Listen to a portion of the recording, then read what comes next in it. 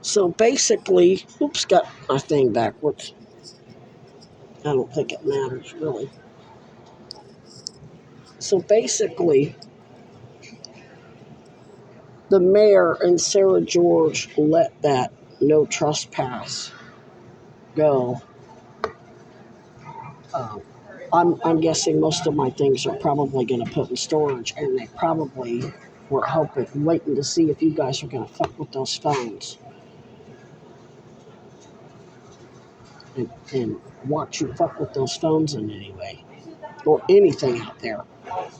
They let that go on to bolster the confidence of Autumn and Becky and All Dragon and all of his fucking shills and cronies and partners in crime at all these organizations.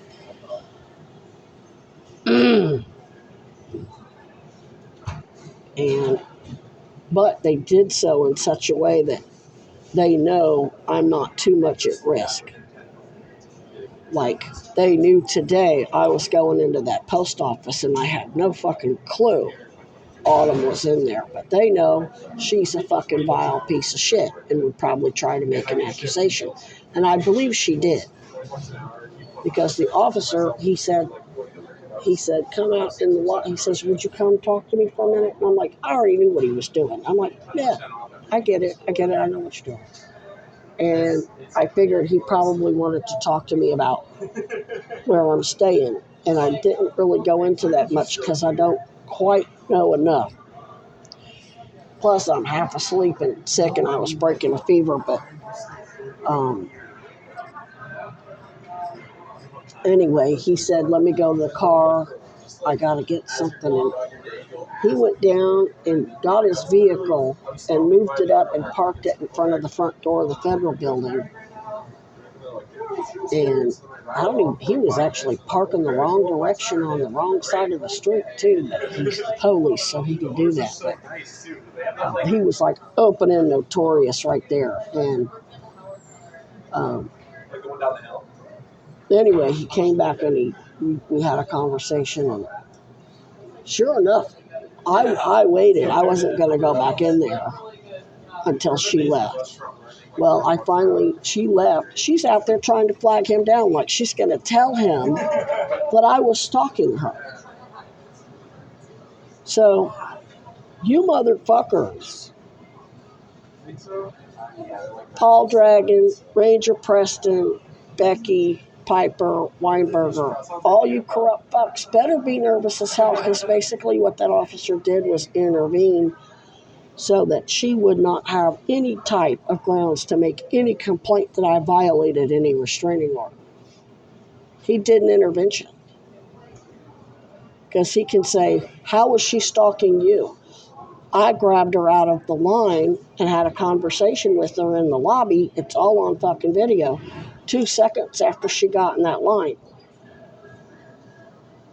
And she's on video waiting in the lobby for you to leave before she goes back in and gets in the line. Sure don't look like stalking to me, bitch.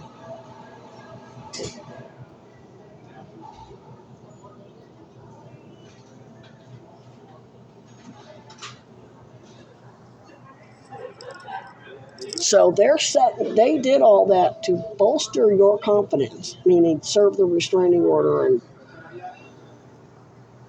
the no trespass.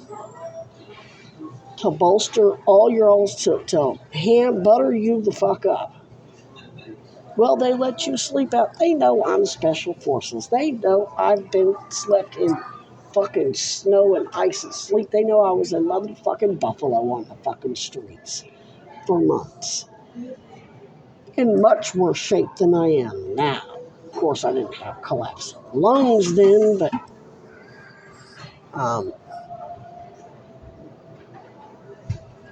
they're basically kind of bolstering your confidence, meaning you corrupt pieces of shit working for Blondi and Piper and Weinberger and Patel and Trump and Cuomo.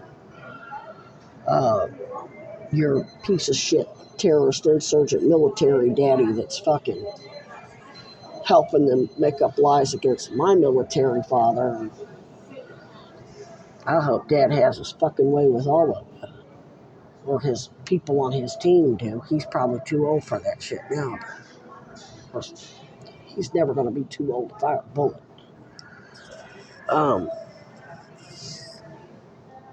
And then they also needed me out.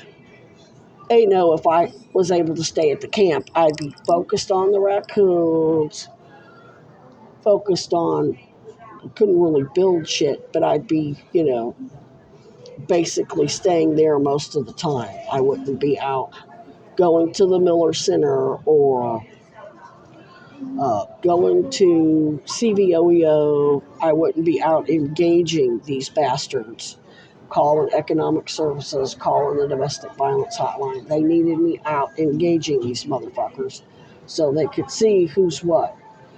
And they needed me vulnerable because they knew Meredith was working with Dragon and Piper and Munoz and Weinberger and whoever else, and they needed to nail her fucking grimy ass too. So I see what they're doing now. I knew they were up to something, and I just had to put a whole lot of smoke up, But now I see what's going on. You motherfuckers better be real motherfucking scared. You better be real fucking afraid. All you Epstein pieces of shit. Iran-Contra racketeering motherfuckers. Male, female, students.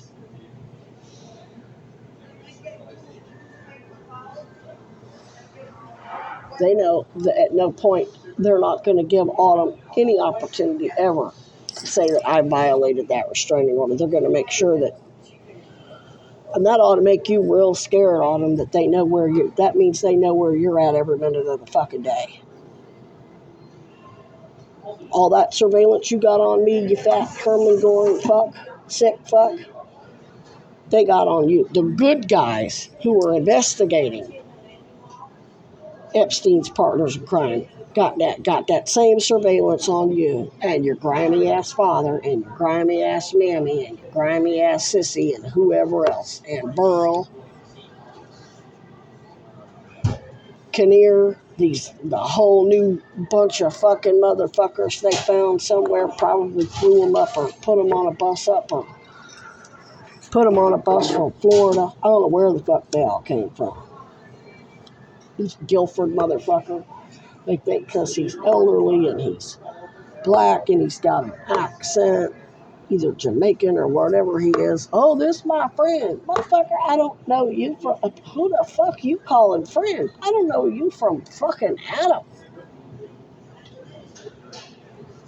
Now the motherfucker's blowing up my phone. I don't talk on the phone. Ever. Ever. Who the fuck are you that I'm going to answer the phone for you?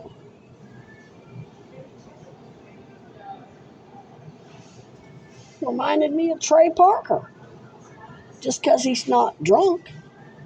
Anybody getting in my face trying to be my friend, talking, basically reciting my social media and then trying to steer me to Dr. Lincoln.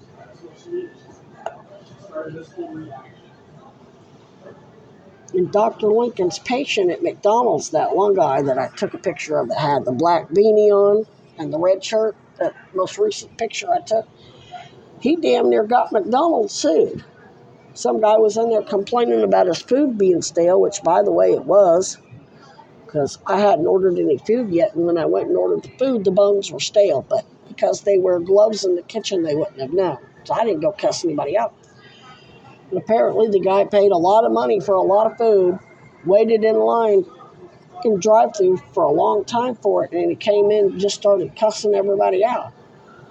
Well, Dr. Lincoln's patient decides he's going to play Captain Save-A-Ho and gets up and starts arguing with the guy, saying he's going to call the fucking police. And I'm like,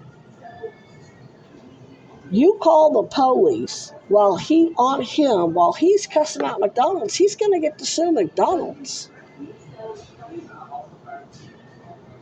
And that lady came over and told him, don't ever do that again. I'll deal with the client, with the patient, with the customers, however I deal with them. And he didn't get it.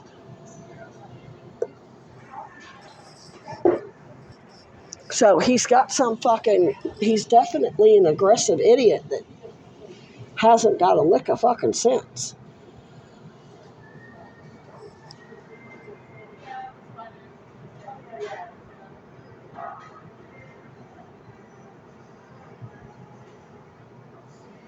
Just stupid. Just real stupid. And if the police had shown up, I would have told the police, guy was just complaining about his food. Yeah, he was a little loud about it. I didn't hear any physical threats. I know it's up to McDonald's to decide. That's up to them. And I doubt they would have, because it's a liability on them. I mean, their motto is the customer's always right, which they don't always treat it like that. But anyway, just for the sake of, theoretically. So if the police had shown up, I would have said that motherfucker was the one interfering where he shouldn't have, and went and threatened the guy who was complaining to the staff, and then called the police on the guy when he was really the problem. Yeah, Dr. Lincoln's patient was really the problem. That's all on fucking video. Every bit of it.